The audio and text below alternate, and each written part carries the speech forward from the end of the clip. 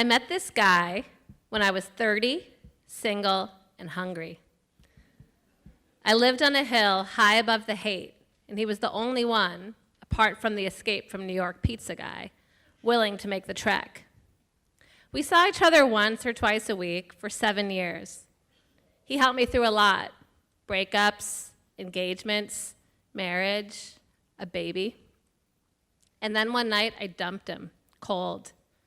I didn't even have the heart to tell him to his face. I just never called him again. It wasn't his fault. Sure, we had a bit of a language barrier, and he was sweet and friendly, and he made pretty decent pad thai. It's just that something better came along than Bangkok 900. It was called caviar.com. And suddenly, I had the ability to get Le Roars and Turtle Tower, Delfina Pizza, and Burma Love delivered to my door, albeit without any. Since then, there's been no one guy, no loyalty, just an endless stream of different faces from Caviar and Postmates and Instacart, barely nodding hello and just handing me a bag, maybe even eating out of it, according to a study published last year that found 28% of food couriers do. Delivery, it seems, has lost a little dignity. But then I realized, so have I. This is the passenger seat of my Subaru, where I often sit when my husband is driving, and where, when I'm driving, I toss my empties. Fizzy water cans all. You'll see, like my delivery apps, I have little loyalty. LaCroix, Crystal Geyser, Waterloo, Poland Spring, Polar Seltzer, my favorite, Spindrift. When I'm thirsty for bubbly, which is all day, every day, I'll take whatever is available, wherever I am. I have shamefully paid $6 for one of those miniature bottles of Perrier at SFO, $4 for a little lime Crystal Geyser at a bodega. Only once did I draw the line at a waterfront restaurant for a $14 vat of Voss. I'm guzzling cans and bottles, drunk on carbonation, without a care for the environment, spending money on a commodity that I know could be free if I just bought a SodaStream. My first fizzy memories date back to my childhood when it was called seltzer. In the early days, like all good tri-state area Jews, my grandparents got it delivered.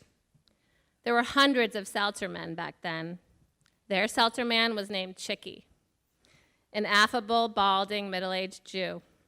He'd cart the 70-pound wooden crate, partitioned with multicolored, hand-blown glass siphon bottles, up the stairs, then come back again next week to collect the empties and bring new ones. Each bottle was etched with the name of the factory from whence it came, attached with a steel head and filled with filtered tap water at some 60 pounds of pressure per square inch. I can still picture my Grandpa Sam sitting at the head of his dinner table on the 10th floor, the Hudson River spread below. He'd heave the heavy blue bottle, tuck it into his arm, and spritz into his glass, like a firefighter with a hefty hose. The spray was loud, the bubbles strong. Seltzer in my grandparents' apartment was an event. In my house, it's an embarrassment. When my kids grow up, I fear they'll remember half-drunk cans gone flat, scattered on the counter, a recycling bin filled to the brim, a rainbow of cardboard boxes in the pantry proffering passion fruit and grapefruit and lime and tangerine. Fizzy water consumption is up 42% over the last 5 years, and I'm one of the reasons. What had been a mid-19th century Jewish family staple, a beverage that was kosher to drink with meat when milk wasn't, jokingly called Jewish champagne, has become a mainstream trend, a meme, a book, an industry projected to reach $6 billion in sales by 2021, with secret face groups named Now Fizzing, and fan can t-shirts, and Etsy Christmas ornaments, and gifts. And yet, despite the advent of Amazon and cases of LaCroix stacked floor to ceiling at Costco, and a cold one available at every corner store. Despite America's newfangled, non-alcoholic, infinitely flavored obsession, seltzer still has what it's had from the start: delivery. It's not as ubiquitous as it once was, of course, but in a handful of cities, there are a few seltzer men keeping the tradition alive. New York City has the Brooklyn Seltzer Boys.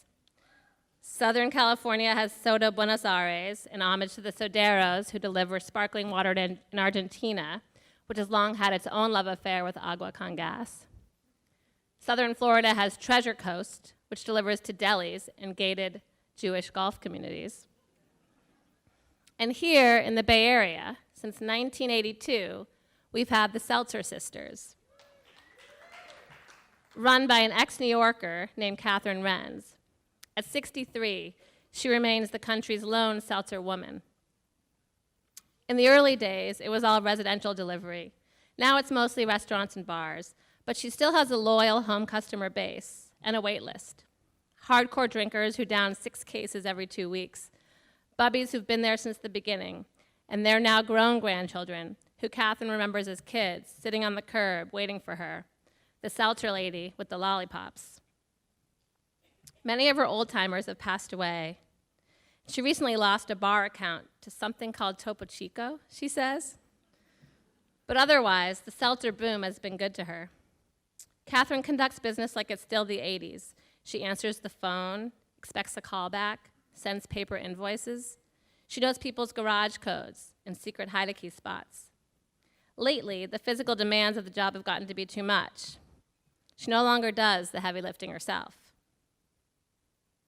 So the other day, I open my door and meet Juan. He's brought me 2 crates of vintage 1940s glass siphon bottles from Chicago, the Bronx, Czechoslovakia, filled with Hetch Hetchy's finest, filtered, chilled, carbonated, and pumped from a century-old machine. Juan has been with the Seltzer Sisters for 13 years now. He loves his job, he says, because it's an old job, something no one else does. People stop him in the street and say, "Hey, my grandfather delivered seltzer back in 1907. His customers bake him oatmeal raisin cookies and give him Christmas gifts. He wouldn't want to deliver anything else. This isn't Uber Eats, he says. This is special." Before he drives off, he tells me to be careful, to spritz slowly, and gives me his email address in case I have any questions. It's still early, I know, but I have a feeling Juan and I will be seeing a lot of each other. I think my seltzer man might be my new Bangkok 900 guy. Thank you.